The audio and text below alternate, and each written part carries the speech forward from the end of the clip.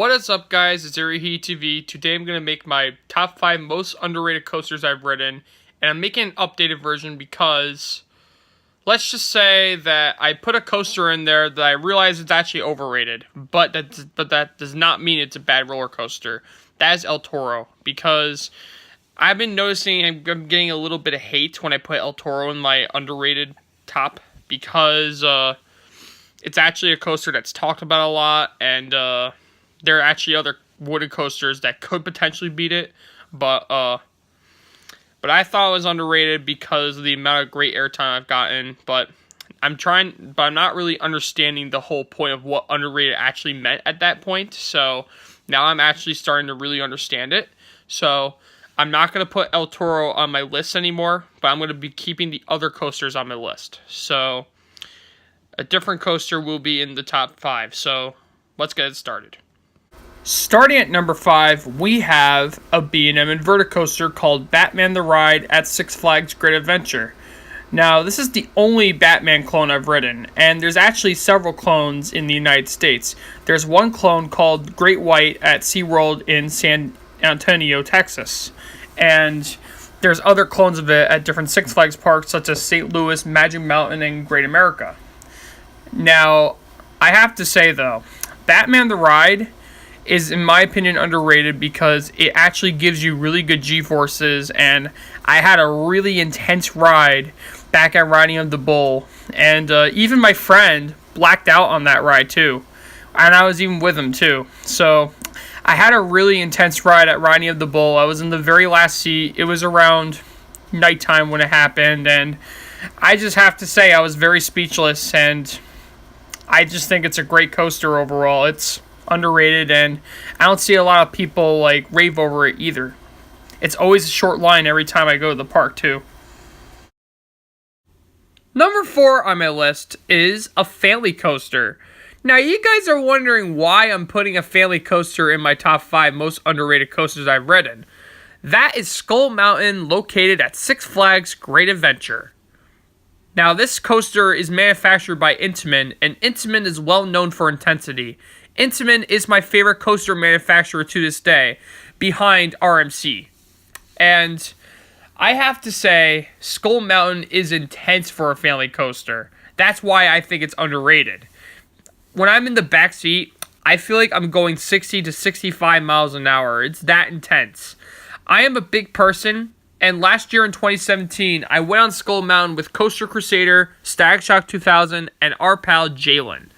And all 3 of them said that they were scared to death because they got so much ejector airtime because of my weight.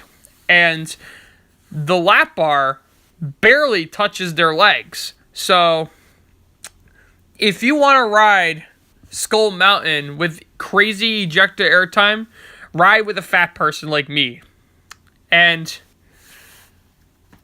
that is crazy, actually. And I think the lap bars on Skull Mountain are actually quite comfy, so I think they're great. And yeah, so I'm sure Coaster Crusader, Static Shock 2000, and Jalen will continue to ride Skull Mountain with me in our next previous visits to Great Adventure. So yeah.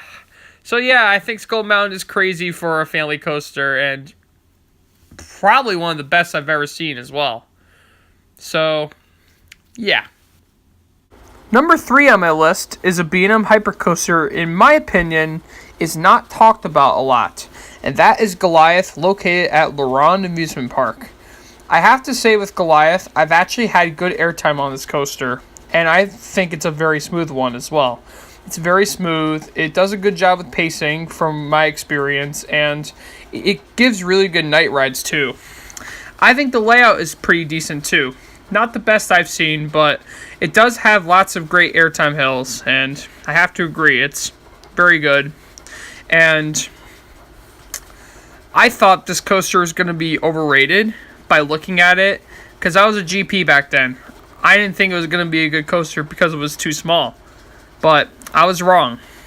I think it's a fantastic B&M hypercoaster, so that's my opinion. Number 2 on my list is a fantastic wooden coaster made by Philadelphia Toboggan Company, and that is the Comet, located at the Great Escape Splashwater Kingdom.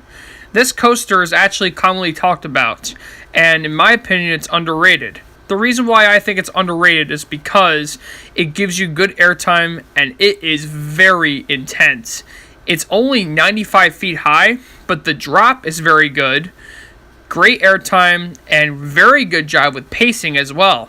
Quite frankly, I think this wooden coaster should be in the top 10 best by Golden Ticket. I think Golden Ticket Awards is crazy to not put this wooden coaster in the top 10. It is so good. Yes, it's a little rough, but even though it's rough, it's still a fantastic wooden coaster. It is very intense. Like, on all of my rides on the Comet, I come off the ride speechless. It's so good. Alright, everybody.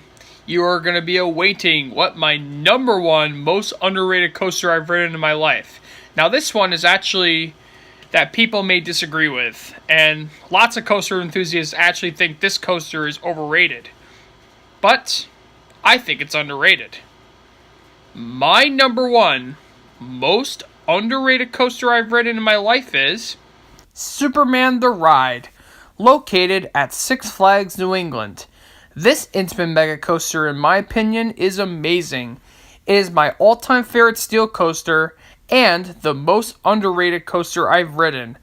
Lots of coaster enthusiasts claim it's overrated due to the fact it has the shitty U-brick restraints, which in my opinion are shitty, and they do hurt my thighs, but I have many reasons why I think Superman is the most underrated coaster I've ridden. It has great airtime from my experience. It does a very good job with pacing. It maintains a very good speed. It's intense, and it has a fantastic layout. Probably the best layout I've ever seen on any coaster. I've had great rides in this coaster all my life, and all throughout 2018 it's been hauling, and I just get good airtime even with the bad restraints.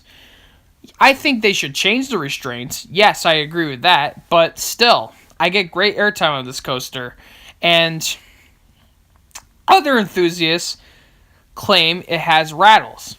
It does have rattles, but I disagree in the fact that it ruins the ride, because every coaster eventually is going to receive a rattle because of its age, but Superman still kicks ass to this day. And quite frankly, I don't think the rattles are even that bad.